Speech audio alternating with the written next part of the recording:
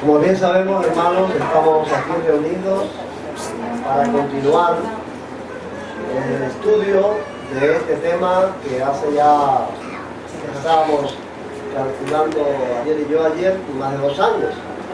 Estamos empeñados en este tema y nos sentimos profundamente agradecidos de Dios porque Él nos ha concedido la gracia de entender. Eso es algo muy valioso. No creen que eso es algo de poca importancia.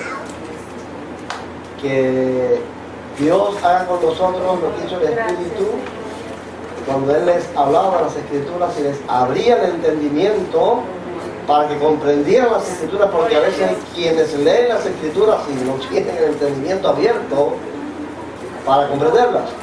El hecho de tener esta gracia de Dios es una gran bendición. Por eso le glorificamos y le alabamos. Los peligros que se esconden tras el judaísmo mesiánico es el tema principal.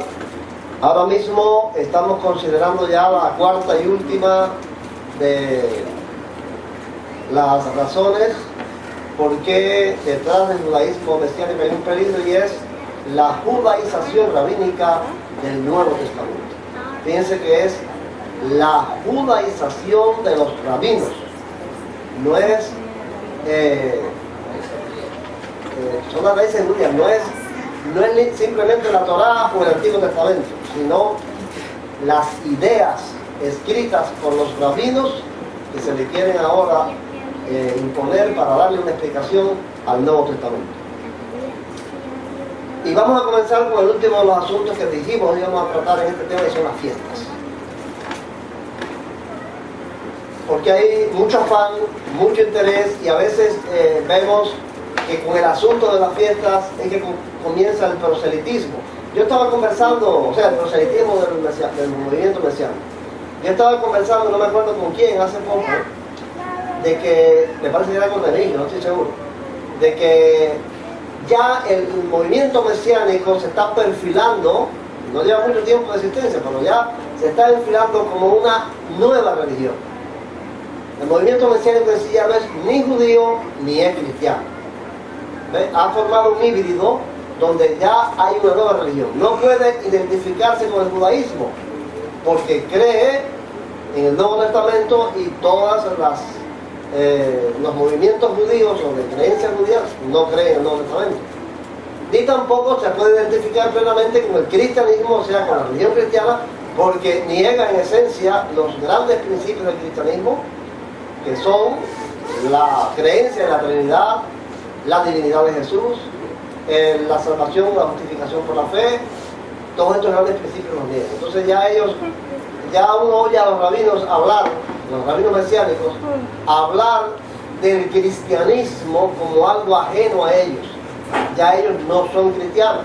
El cristianismo es un pensamiento griego, es un pensamiento romano, y ellos ya no están dentro del cristianismo, son otra cosa, pero tampoco están dentro del judaísmo.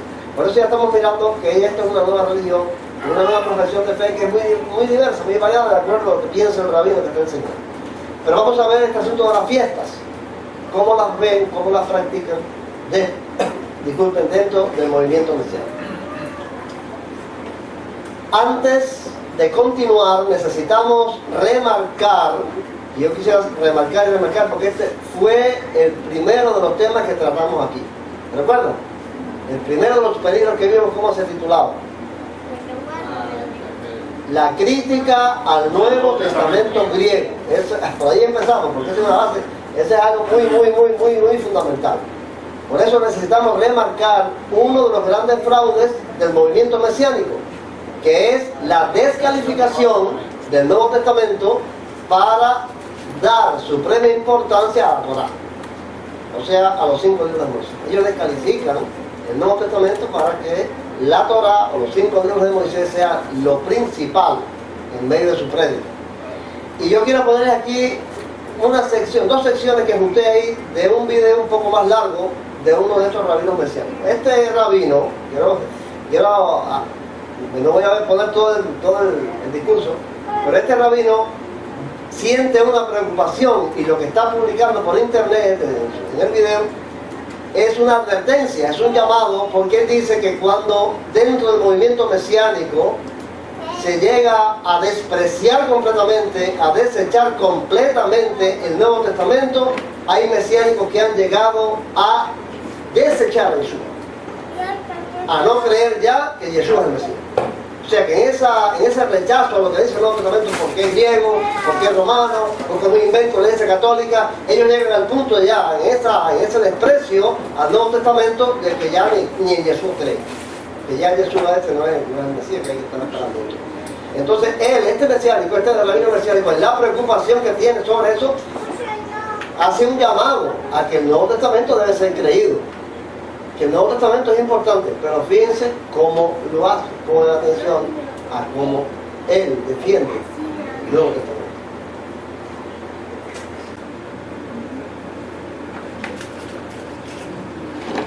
Nos han preguntado acerca de nuestra opinión sobre el Nuevo Testamento.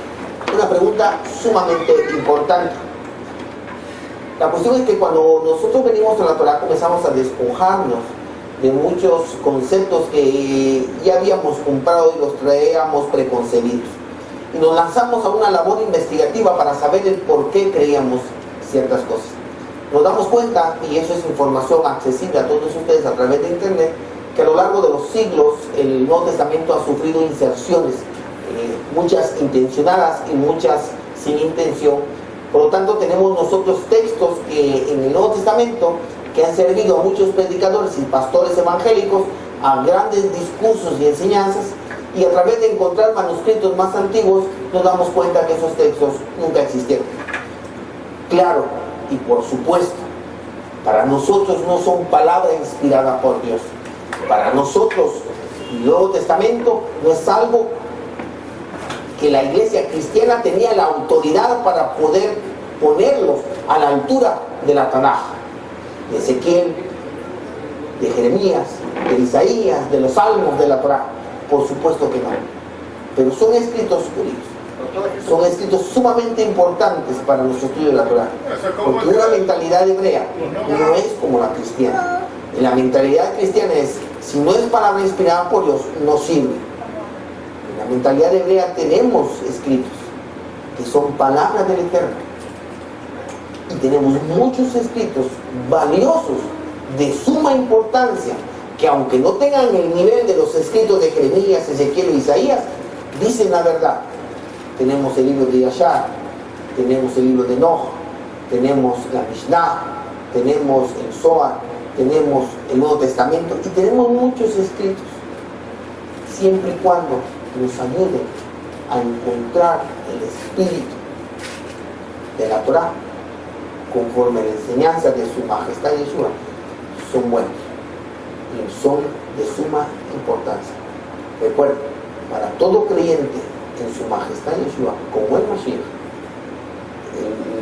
la información que nos da el Nuevo Testamento es de vital importancia. Bueno, nosotros hemos visto aquí en otras ocasiones que se ha dicho y se ha repetido, el primero que hace esto es Dan Ben Abraham con su, ¿cómo se llama el Nuevo Testamento de Abraham? Supuesto Nuevo Testamento, el Código Real, de que estaba adulterado el Nuevo Testamento, que el Nuevo Testamento fue judío en su origen y que los primeros cristianos y después la Iglesia Católica les introdujeron textos que no estaban en el original hebreo supuestamente y toda esta cosa, pero ahora ya ellos, este es moderado, porque otros han llegado a despreciar tanto el Nuevo Testamento que ya ni en Jesús creen, pero este es moderado. Dentro de ellos ya nos dice otra cosa. Nosotros, por supuesto, no creemos que el Nuevo Testamento esté inspirado por Dios, que la Iglesia cristiana no tuvo el derecho, ningún derecho para poner al Nuevo Testamento a la altura del Antiguo Testamento, la Tanaj, como dice en el Antiguo Testamento. O sea, que no tiene el derecho a ser como la Torá, ni Ezequiel, ni Jeremías. El Nuevo Testamento no tiene ese derecho, porque ese derecho se lo dio, según él, la Iglesia fue la que le dio en un canon que hizo ese derecho. Ahora, nosotros sabemos que ese derecho lo tiene per se el mismo texto del Nuevo Testamento, la revelación de Jesucristo, el derecho de la inspiración es precisamente que está la palabra de Jesús. está la palabra revelada que recibió Pablo, está la palabra revelada que recibió Mateo, que recibió Santiago, que recibieron todos ellos. Eso fue, Cristo le dijo a ellos, ustedes lo que atan en la tierra será atado en el cielo. O sea que esa escritura fue revelada por Dios a esa gente, y el Nuevo Testamento no tenía ninguna necesidad de que una iglesia lo calificara. Él estaba calificado de por sí desde antes. Esa fue la base en la que creyó la iglesia. La iglesia no creyó en el Antiguo Testamento, la iglesia creyó en la revelación de los 4 evangelios de Cristo y en las epístolas de Pablo. O sea que esa es la calificación. Ya ese enfoque precisamente destruye la venida de Cristo, o sea, que Cristo vino y se encarnó.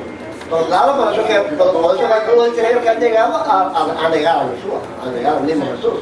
¿Por dónde ellos saben que el Antiguo Testamento es inspirado? Por la tradición de ellos. Pero bueno, es que no hay ningún lugar donde diga que Jehová lo hizo, que el Eterno lo hizo.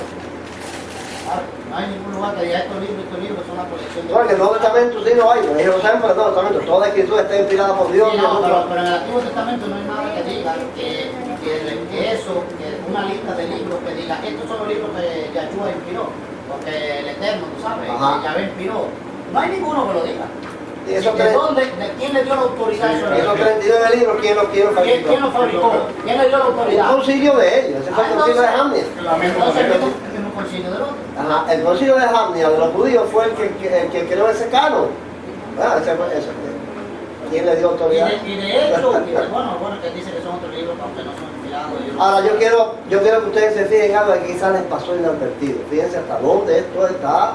Esto es un asunto peligroso y complicado. Quiero ponerles una breve sección de ese mismo video para que ustedes puedan comprender hasta dónde esta gente llegan en su confusión. Miren esto, miren cómo él dice.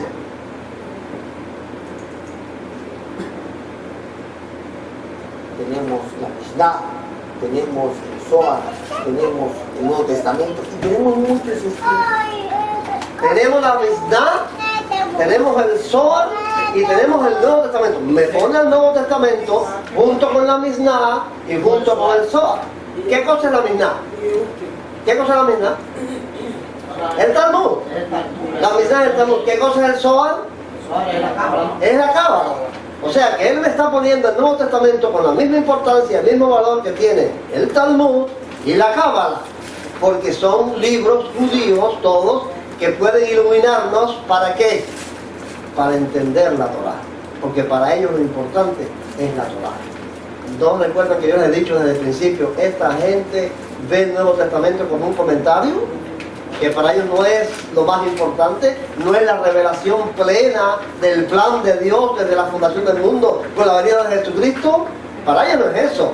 El Nuevo Testamento es una especie de comentario, de algo que ellos pueden usar para buscar en la Torá, cosas que ellos buscan. Por eso quería remarcar eso, porque creo que en esto de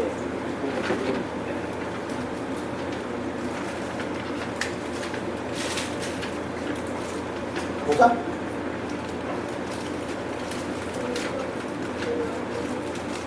En esto hay que prestar atención, porque para comprender lo que ellos dicen sobre las fiestas tenemos necesidad de ver la gran diferencia que hay en la manera en que ellos entienden las fiestas y en la manera en que nosotros, desde la perspectiva cristiana, a la luz del Nuevo Testamento, que ya ellos no tienen en cuenta, vemos esas fiestas. Nosotros vamos a ver esas fiestas a la luz del Nuevo Testamento. No podemos ver esas fiestas ni siquiera a la luz de la Torá, sino a la luz del Nuevo Testamento, mucho menos a la luz del rabinismo. Esa fiesta a la luz del rabinismo, como lo dice el rabinismo, como lo dice la Torá, ya está mal con nosotros en el Nuevo Testamento, porque esa fiesta no hay que practicarla, eso quedó abolido en el Nuevo Testamento. Ahora, a la luz del rabinismo es peor todavía. De la manera estaba yo leyendo la Biblia, quiero dar un detalle ahí que el sábado me di cuenta leyendo el caso que presenta la Escritura cuando Herodes coge preso a Pedro. Estuve mirando que era el día de la fiesta. Él quería, después que se acabara la fiesta, la Pascua, quería entonces sacarlo en público para congraciarse con los judíos, que la primera persecución fue judía, con la iglesia cristiana fueron los judíos que empezaron la persecución a los cristianos, pero que dice que cuando el ángel lo saca y que él entonces se da cuenta que está afuera, que está en la calle, entonces va a una casa donde estaban congregados todos los cristianos orando, o sea, en el día de la fiesta, o sea, ya los mismos cristianos esos no estaban celebrando la Pascua, ya ellos estaban congregados con otro fin, orando, o sea, no recoge la escritura en ninguna versión. En el templo. Exactamente. Entonces, era en el templo, bueno, no era la casa de nadie. Bueno, ya ellos estaban en otro enfoque, en otra dimensión, en un culto completamente diferente, ahí mismo. Y lo busqué en todas las versiones para ver si realmente era un énfasis que ya ellos ahí mismo ya no estaban celebrando. Miren, yo no sé si se ve bien, porque la claridad a veces no deja ver aquí la pantalla, ¿no? Pero yo quise ponerles primero porque elegí, las fiestas son unas cuantas, pero elegí algunas, a veces ustedes creen que esas son las que debamos considerar aquí. Pero quise ponerles el calendario, por ejemplo. Este es el calendario hebreo en comparación con el calendario gregoriano. Entonces se ve la fecha, que puedo ser un mes. ¿Se ve de allá? Julio. Eso de ahí, porque es que bueno. El mes de Nisan, el primer mes del calendario judío, corresponde a marzo y abril. Vean aquí porque yo lo veo hoy. El mes de Iyar, ven la fecha, ¿no? El mes de Iyar corresponde entre abril y mayo. El mes de Sivan entre mayo y junio. El Tamuz entre junio y julio. Ab entre julio y agosto. Elul entre agosto y septiembre. Tisri entre septiembre y octubre. Etban entre octubre y noviembre, Kislev entre noviembre y diciembre, Tibet entre diciembre y enero, Sebat entre enero y febrero, y Adar, que es el último mes del calendario judío, entre febrero y marzo. ¿Ven? No coinciden los meses, y eso, bueno, llevaré una explicación. El calendario hebreo es un calendario principalmente lunar, con ciertos aspectos solares, y el calendario gregoriano es simplemente, únicamente solar. Debido a eso hay diferencia. Ahora bien, lo que quiero señalar con esto es que en ciertos meses del año del calendario hebreo se celebran algunas fiestas. Y voy a ponerlas aquí para ver si ustedes creen que esas fiestas sean las que vamos a estudiar. Primero, en el mes de Nisan se celebran dos fiestas. La de la Pascua, que también se llama Pesach, en hebreo se llama Pesach, y la fiesta de las primicias, que es Bikur. Ajá.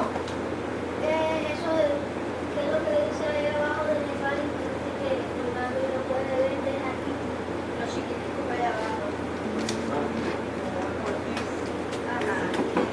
Bueno, otro nombre, Etanim, otros nombres, Bud, Nisan es Adib, Sib, son otros nombres que tiene otros nombres que también se le dan a estos meses. O sea, dicho sea de paso, estos no son los nombres bíblicos de los meses. Porque Tamuz es el nombre de un dios babilonio. Cuando ellos estaban en el destierro, dieron nombres de dioses inclusive a sus meses. Eso, ¿por qué le puso? Porque Tamuz. Tamuz supuestamente le hizo más ese milagro. Ajá. Entonces, Tamuz iba a posicionar su meses y es un nombre de un dios babilonio. Bueno, vamos a darlo tiempo. Meses con dioses. Los romanos llamaron a Julio por Julio César. Y agosto por Augusto. Y Marte, en nuestro día de la semana, es la diosa Marte de la guerra, o dios Marte de la guerra. Y bueno, también el calendario está lleno de eso. Pero el de ellos también, es una cosa que se escapan de las culturas en las que viven a la herencia que dejan. Entonces, bueno, en el mes de Sivan, la fiesta es la de Pentecostés Shavuot, en hebreo, que cae en mayo y junio. El otro mes que tiene fiestas aquí, que vamos a considerar, es Tisri, la fiesta de las trompetas, Shofarim, que también es el Rosh Hashanah, o sea, el día de Año Nuevo, y la fiesta del perdón, Yom Kippur. También en el mismo Tisri celebra la fiesta de los tabernáculos, Sukkot. En Kislev se celebra la fiesta de las luces, o Hanukkah, y en Adar se celebra la fiesta del gozo o la fiesta del Purim. Esas son las fiestas que yo he considerado que vamos a ver aquí. Si ustedes creen que le vamos a añadir alguna más de ellas, pues que les interese, me lo dicen después. Si quieren añadir alguna más. Vamos a ver estas fiestas que son las principales, podríamos decir. Vamos a hacer una introducción general, pues quiero que ustedes puedan entender. Esto es importante, esto es muy importante, entender esto, porque hay un debate con esto y un problema con esto. Si nos encontramos con algún mesiánico, podamos saber de qué nos está hablando. Porque cuando nosotros no sabemos de qué nos está hablando, podemos creerlo con facilidad. Ese es el problema de las doctrinas que no son correctas. Que como no sabemos de lo que nos está hablando y nos parece lo que nos dice que es verdad, pues empezamos a creer eso. Pero cuando nosotros sabemos lo que nos está hablando y nos damos cuenta que lo que nos está hablando no es verdad, nos es más fácil rechazar, no aceptar eso. Vamos a una introducción general. La primera es: todas las fiestas judías son rituales religiosos. Fíjense, el ritual religioso es una forma de culto que siempre se desarrolla de la misma manera. No son cultos espontáneos de adoración y alabanza como puede ser un culto cristiano evangélico. Más bien se le pudiera comparar con la misa católica. O sea, las fiestas de los judíos no son cultos, son rituales. Y el ritual está sujeto a una norma, a hacerlo siempre de la misma manera. El culto espontáneo es otra cosa. Ahora bien, como todo ritual religioso, está formado por tres componentes principales. Uno, un significado que le da particularidad al ritual. O sea, este ritual lo hacemos por tal cosa o para tal cosa. El segundo es elementos para la manipulación y el uso, como son el pan, el agua, la carne, el aceite, etc.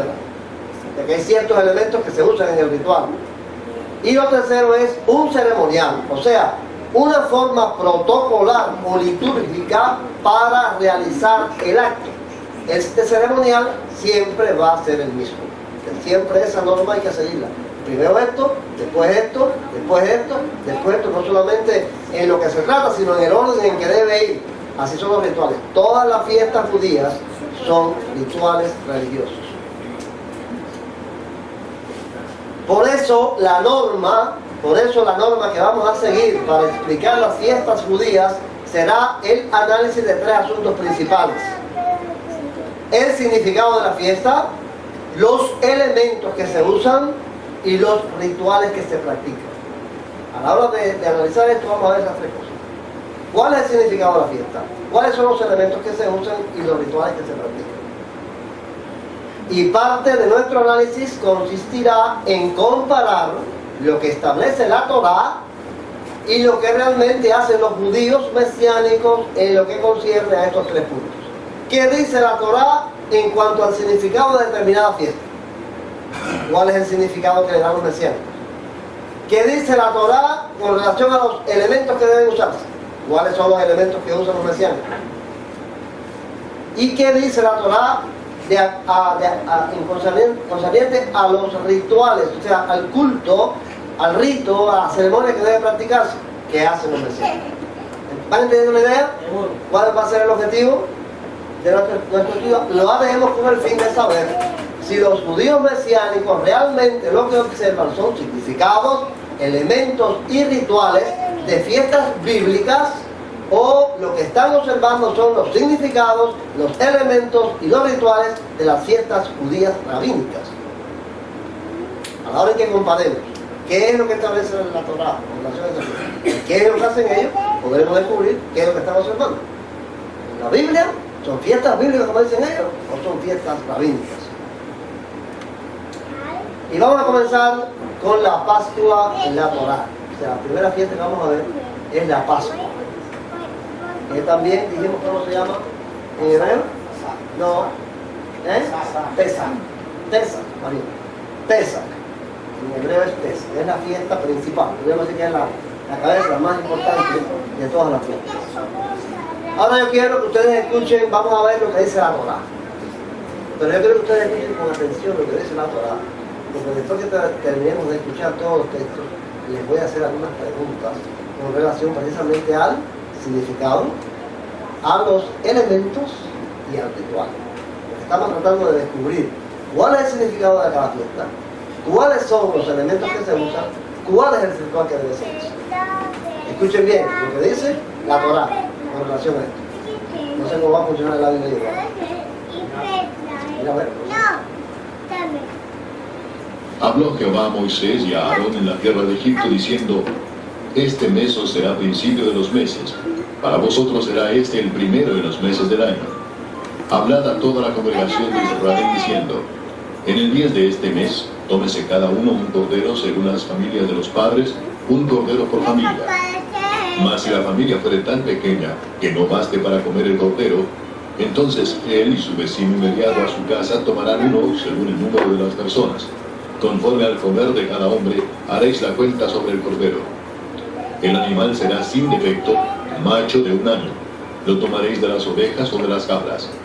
Y lo guardaréis hasta el día 14 de este mes, y lo inmolará toda la congregación del pueblo de Israel entre las 2 tardes. Y tomarán de la sangre y la pondrán en los 2 postes y en el dintel de las casas en que lo han de comer. Y aquella noche comerán la carne asada al fuego y panes sin levadura, con hierbas amargas lo comerán.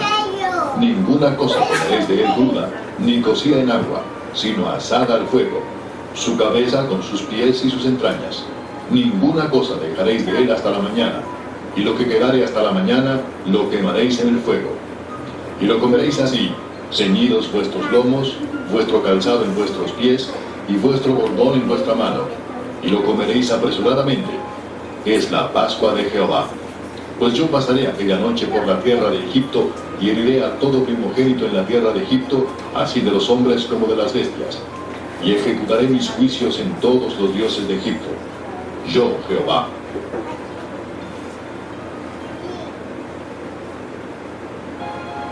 Y Moisés convocó a todos los ancianos de Israel y les dijo: sacad y tomaos corderos por vuestras familias, y sacrificad la Pascua. Y tomad un manojo de hisopo y mojadlo en la sangre que estará en un lebrillo, y untad el dintel y los 2 postes con la sangre que estará en el lebrillo.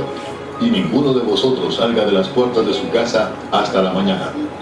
Porque Jehová pasará hiriendo a los egipcios, y cuando vea la sangre en el dintel y en los 2 postes, pasará Jehová a aquella puerta, y no dejará entrar al heridor en vuestras casas para herir. Guardaréis esto por estatuto para vosotros y para vuestros hijos para siempre. Y cuando entréis en la tierra que Jehová os dará, como prometió, guardaréis este rito. Y cuando os dijeren vuestros hijos: ¿qué es este rito vuestro? Vosotros responderéis: es la víctima de la Pascua de Jehová, el cual pasó por encima de las casas de los hijos de Israel en Egipto, cuando hirió a los egipcios y libró nuestras casas. Entonces el pueblo se inclinó y adoró. Y los hijos de Israel fueron e hicieron puntualmente así como Jehová había mandado a Moisés y a Aarón. ¿Saben lo que significa la palabra Pesach? Santo. Sí. Pesach lo que significa es santo. Que Dios pasó por encima de las casas de él. ¿Están entendiendo? Más o menos están sacando la cuenta de qué es el significado, cuáles son los elementos, cuál es el ritual. Vamos a seguir mirando. Dice en Éxodo 12, 43 al 49. Y Jehová dijo a Moisés y a Aarón: esta es la ordenanza de la Pascua, ningún extraño comerá de ella. Mas todo siervo humano comprado por dinero comerá de ella, después que lo hubiere circuncidado. El extranjero y el jornalero no comerán de ella. Se comerá en una casa, y no llevarás de aquella carne fuera de ella, ni quebraréis hueso suyo. Toda la congregación de Israel lo hará. Mas si algún extranjero morare contigo, y quisiere celebrar la Pascua para Jehová, séale circuncidado todo varón, y entonces la celebrará, y será como uno de vuestra nación, pero ningún incircunciso comerá de ella. La misma ley será para el natural y para el extranjero que habitare entre vosotros. Vamos. Pero en el mes primero, a los 14 días del mes, será la Pascua de Jehová, y a los 15 días de este mes la fiesta solemne. Por 7 días se comerán panes sin levadura. El primer día será santa convocación. Ninguna obra de siervos haréis. Y ofreceréis como ofrenda encendida en holocausto a Jehová 2 becerros de la vacada, y un carnero, y 7 corderos de 1 año. Serán sin defecto. Y su ofrenda de harina amasada con aceite, 3 décimas con cada becerro, y 2 décimas con cada carnero. Y con cada uno de los 7 corderos ofreceréis 1 décima. y un macho cabrío por expiación para reconciliaros. Esto ofreceréis además del holocausto de la mañana, que es el holocausto continuo. Conforme a esto ofreceréis cada uno de los 7 días vianda y ofrenda encendida en olor grato a Jehová. Se ofrecerá además del holocausto continuo con su libación. Y el 7º día tendréis santa convocación. Ninguna obra de siervos haréis. ¿Están oyendo? ¿Ven cómo se complican las cosas? Deuteronomio 16, 1 al 8. Aquí en la letra roja. Y harás Pascua a Jehová tu Dios, porque en el mes de Abib te sacó Jehová tu Dios de Egipto de noche. Y sacrificarás la Pascua a Jehová tu Dios de las ovejas y de las vacas en el lugar que Jehová escogiere para que habite allí su nombre. No comerás con ella pan con levadura. 7 días comerás con ella pan sin levadura, pan de aflicción, porque aprisa saliste de tierra de Egipto, para que todos los días de tu vida te acuerdes del día en que saliste de la tierra de Egipto. Y no se verá levadura contigo en todo tu territorio por 7 días. Y de la carne que matares en la tarde del primer día, no quedará hasta la mañana. No podrás sacrificar la Pascua en cualquiera de las ciudades que Jehová tu Dios te da, sino en el lugar que Jehová tu Dios escogiere, para que habite allí su nombre, sacrificarás la Pascua por la tarde a la puesta del sol, a la hora que saliste de Egipto. Y la asarás y comerás en el lugar que Jehová tu Dios hubiere escogido. Y por la mañana regresarás y volverás a tu habitación. 6 días comerás pan sin levadura, y el 7º día será fiesta solemne a Jehová tu Dios. No trabajarás en él.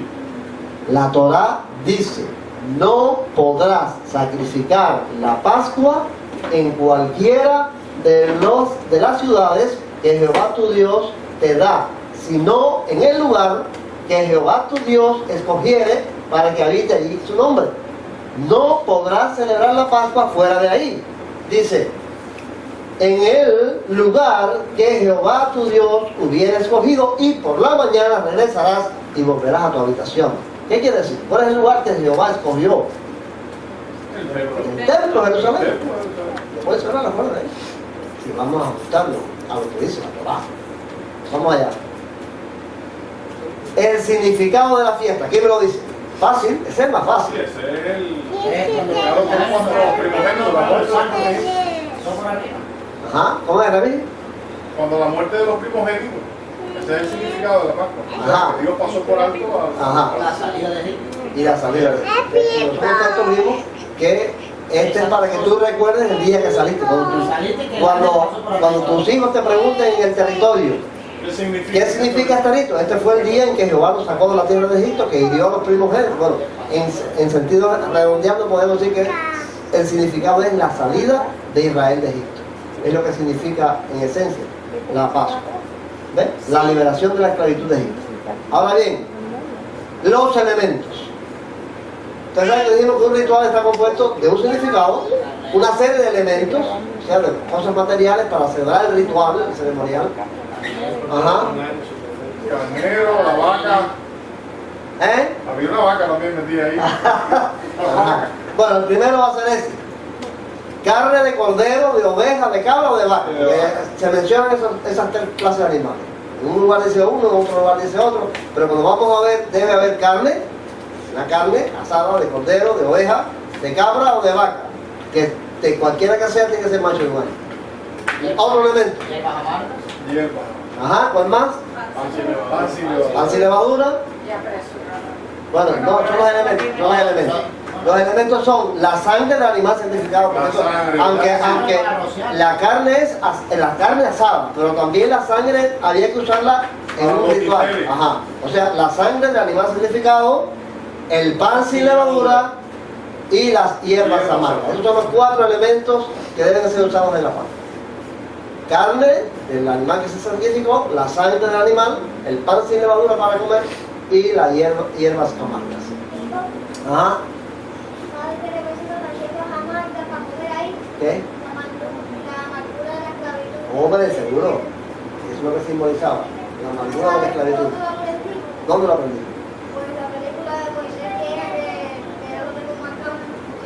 ¿Sí? Ahí lo oíste. ¿Tuviste el significado? ¿Sí?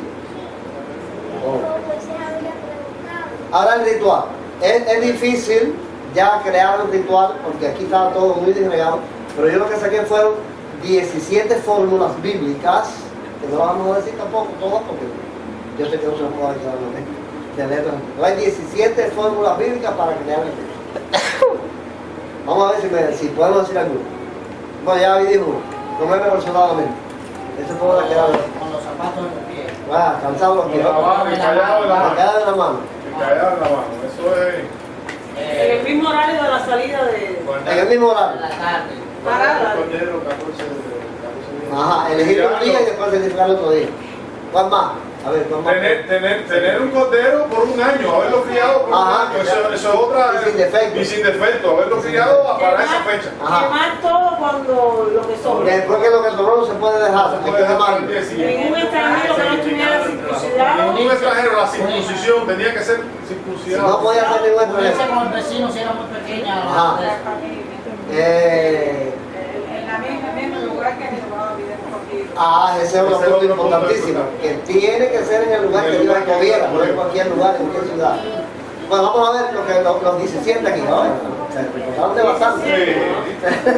Se recordaron de bastante. El primero que yo puse aquí fue 10 de Abib, apartar el animal que se sacrificaba. O sea, el día 10, no el día 9, el día 11, el día 13. Y se mataba el El 14. día 10 había un ritual donde se hacía, todo eso es un ritual.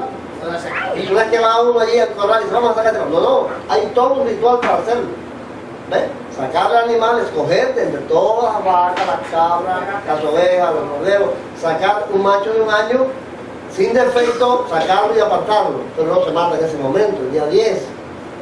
Se mata, se sacrifica el 14 de abril. ¿Cuántos días después? 4 días después. Entre las 2 tardes y así como está anocheciendo. No, eso ya va a sacrificarlo. Entre las 2 tardes lo van a sacrificar. Lo comen en la noche, porque en la noche se come, porque de noche ellos salieron de Egipto. Ahora, las 2 tardes como es ya el anochecer ese, que está entre el día y la noche. Ajá, entre las 2 luces. No se le puede quebrar ningún hueso.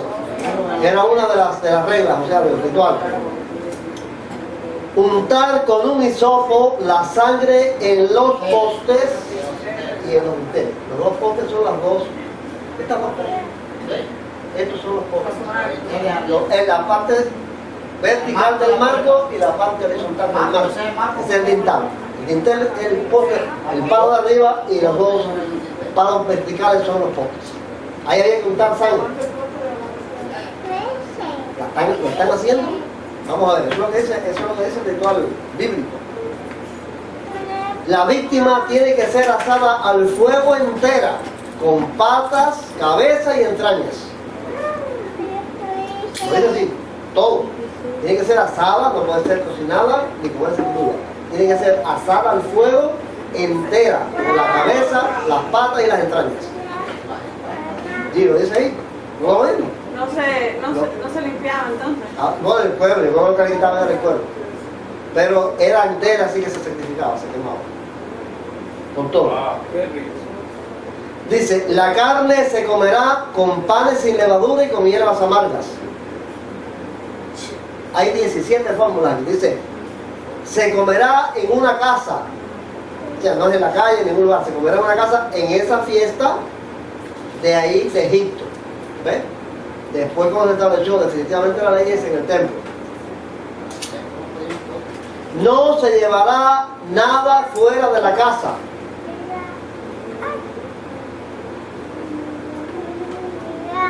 No se puede dejar nada para el otro día. Bueno, había algo interesante ahí.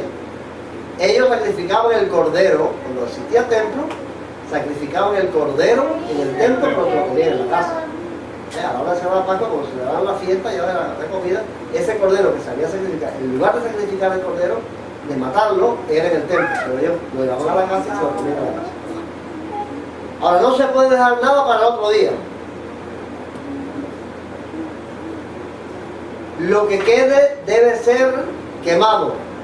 El 11. Para comerla hay que estar circuncidado. El extranjero no puede comerla. Un incircunciso no podía comer. Un incircunciso no puede. ¿Cuántos incircuncisos Sí, ¿Eh? sí. Ajá.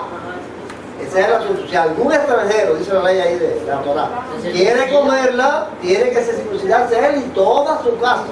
No es solamente, toda su casa para poder comerla. La voce se come ceñido con un cinto. Eso ustedes lo vieron, ¿no? Con los pies calzados, con un bastón en la mano y apresuradamente. Ese es el ritual bíblico, ¿no? Vamos a la Biblia. Ahora, debe celebrarse, y esto es importante, porque no veo que eso debe celebrarse junto con la fiesta de los panes sin levadura que dura 7 días. O sea, la Pascua y los panes sin levadura se celebran juntos. Donde se ofrecen numerosos sacrificios de animales y ofrendas de vegetales, algunas con medidas exactas. Y el 17 es obligatoria celebrarla en el templo de Jerusalén. Es obligatorio celebrarla en el templo de Jerusalén. ¿De acuerdo? No con lo que tenemos aquí, sino con lo que hemos podido ver en la ley, en la Torá, en lo que Dios estableció en Éxodo, Levítico, Número y Deuteronomio. Esas son las leyes bíblicas para celebrar la Pascua. En las próximas clases veremos los significados, los elementos y los rituales de la Pascua judía actual y la Pascua mesiánica. Vamos a verlos. ¿Cómo es la Pascua judía que se celebra hoy y la Pascua mesiánica? Para comparar si tienen que ver con la Pascua bíblica, esta que hemos visto hoy. Vamos a ver si esas Pascuas que celebran ellos ahora reúnen las condiciones de significado, elementos y ritual de lo que Dios estableció para saber si son bíblicas de verdad. Por último, veremos cuál es el significado, cuáles son los elementos y cuál es el ritual de la Santa Cena, que fue el ritual instituido por Jesús en lugar de la Pascua, según vemos en el Nuevo Testamento. En el Nuevo Testamento hay solamente dos rituales nada más. O sea, ese tipo de culto que se celebra con un significado, con ciertos elementos y siempre en el mismo orden. Eso hay nada más que dos en el Nuevo Testamento: la Santa Cena y el bautismo. Nada más. Ahora, este de la Santa Cena, yo creo, a la luz de lo que dice el Nuevo Testamento, tanto en los evangelios que dijo Cristo como lo que escribe Pablo, que sustituyó la Pascua. De hecho, se fundó el mismo día. El mismo día de la Pascua, Jesús establece otro significado. ¿Cuál es el significado? Usando los mismos elementos. Su muerte. Oye, usando casi todos los elementos. No, ese es el asunto. Jesús establece, y eso lo vamos a adelantar aquí, Jesús establece un nuevo significado a ese acto. ¿Cuál es? El significado cambia. Su muerte. Su muerte. Recordar, no la salida de ahí. No es la salida de ahí. No es el día que los primogénitos dejaron. Dice la muerte del Señor anunciar Hasta que Él venga. La sal, los elementos son pan y vino, nada más. El pan representa. Bueno, ya eso es una. Sí. El pan representa la carne de Cristo, no la carne del cordero, ni de la vaca, ni de la cabra. Representa la carne de Cristo y el vino representa la sangre de Cristo. ¿Ven? Vamos a ver, podemos entonces sacar de qué manera era el ritual para comer eso. Cómo se pasaron el pan, cómo se pasaron la copa, cómo lo hicieron ellos, cada uno tomó de la copa, cada uno comió del pan. Ese va a ser el ritual. El ritual de la Santa Cena es simple, sencillo y conmemora. El significado es la muerte de Jesús hasta que Él venga. Se acabó la Pascua. Se acabó la Pascua un día. Eso es otra conmemoración, es otra cosa. Entonces, que el Señor nos conceda la gracia de entender a la luz de las Escrituras estas cosas, porque necesitamos la Escritura nueva. ¿Están celebrando la Pascua los judíos y los mesiánicos bíblica? ¿O lo que están celebrando son los símbolos, los significados y los rituales rabínicos del Talmud? Él recibe la orden de Dios. que buscar en Isaías. Isaías profetiza el fin de la paz. ¿Ven? Isaías, hay una profecía de Isaías que habla del fin de la paz. Que hay que buscarla, porque hay una profecía de Isaías, Isaías habla de la paz, porque dice que ya su fin. Yo creo que aparte de la profecía de Isaías, vamos a buscar si yo no estoy al tanto. Sí, yo la leí una vez, lo que pasa es que se me ha ido. Ayúdame a buscarle eso. Sí. Pero una de las cosas que no son símbolos proféticos, pero es un hecho, que me parece a mí, sí es profético, pero esa profecía al cumplirse marca el hecho de que se acabó la paz, y es la destrucción del templo de Jerusalén. La destrucción del templo de Jerusalén, que Cristo dijo que aquí no quedará piedra sobre piedra, marcó el fin de todo esto, porque ya Cristo había roto el velo del templo y se descubrió el lugar santísimo, y ahora entramos a Cristo, a Dios por Cristo, no por rituales ni por ceremonias judías. El templo fue destruido y legalmente, basados en la Torá, los judíos jamás habrían podido, después de esta destrucción, volver a celebrar la paz. No lo podían celebrar porque no existe el templo. Y es obligatorio en la Torá celebrarle en el templo. Entonces no podía haber celebrado. Esa celebración de la Pascua judía rabínica es un invento ajeno a la Torá. Y han violado la Torá con eso. Porque Cristo, yo creo que quiso decir, no hay paz. Yo soy la Pascua. Yo soy la paz. Para venir a Dios tiene que ser de mí. Se acabó el templo. El templo no se va a construir más hasta que se Se cierre. acabó el sacerdocio Levítico. Yo soy el camino, la verdad y la vida. Nadie viene al Padre sino por mí. Yo para glorificar a Dios. No, se puede sentar al anticristo.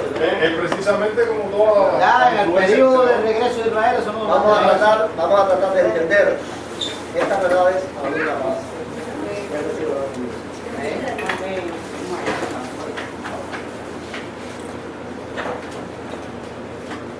Aleluya, te alabamos, cuán grande es tu amor. Aleluya, te adoramos, bendito Señor. Que el amor de Dios, la gracia de nuestro Señor y Salvador Jesucristo, la compañía y comunión del Espíritu Santo, el Consolador, sean con todos sus hijos, ahora y para siempre. Amén.